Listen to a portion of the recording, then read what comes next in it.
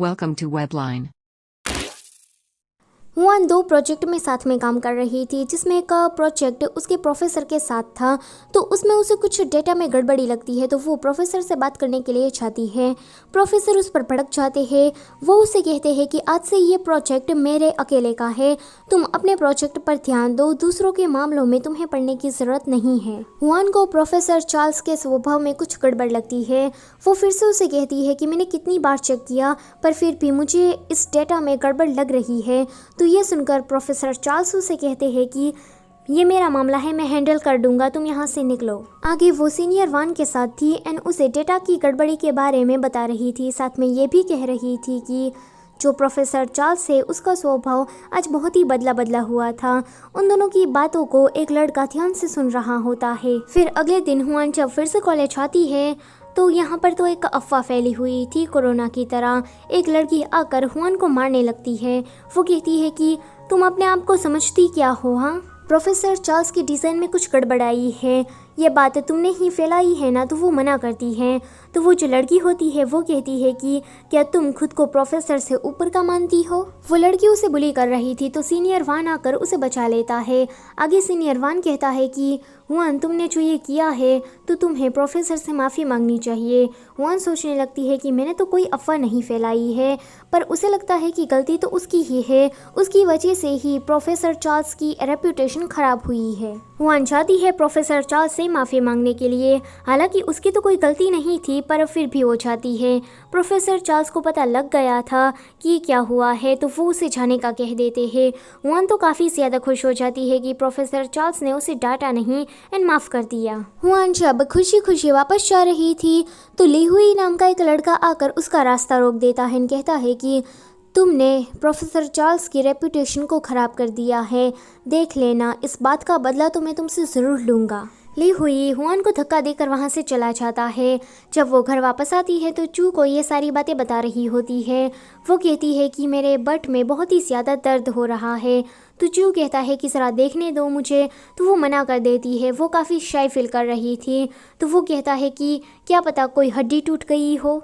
चू हुआन के बट की मसाज कर दे रहा था एंड साथ में ये भी कह रहा था कि उस ली हुई से तुम आगे से दूर रहना।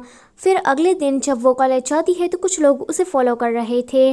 वो डर के मारे चू को कॉल करने लगती है, तभी ही उसके सामने ली हुई आ जाता है एंड वो फिर से उसे टकरा कर नीचे गिर जाती है। ली हुई चू से कहता है कि अब तुम लेट हो गए हो। वो कॉल को कट कर देता है। चू भागा हुआ हुआन के कॉलेज जाने लगता है एंड उसकी किसी फ्रेंड से पूछता है कि हुआन कहाँ पर है। दूसरी तरफ ली हुई ने हुआन को किडनैप कर लिया था। वो कहता है कि तुम्हें पता भी है क्या, तुम्हारी वजह से मेरे डैड की रेप्यूटेशन खराब हुई है, सभी लोग उसे बदनाम कर रहे हैं। हुआन को तो लग रहा था कि ली हुई उसकी कॉलेज का कोई शांत लड़का है, पर उसे क्या पता था कि ये तो प्रोफेसर चार्ल्स का ही बेटा है। ली हुई उसके थोड़े कपड़े फाड़कर उसकी वीडियो बनाने लगता है। वो उसे बदनाम करना चाहता था। जैसे ही वो थोड़ी वीडियो लेता है तभी ही वहाँ पर चू आ जाता है। चू पहले तो उन सारे लोगों को मारता है एंड बाद में ली हुई से कहता है कि ये तुम्हारा फ़ोन मैं रख रहा हूँ एंड आगे से हुआन को तुमने परेशान किया तो इस फ़ोन को मैं पुलिस स्टेशन में सबमिट करवा दूंगा। ये सुनकर वो डर जाता है एंड वहाँ से भाग जाता है।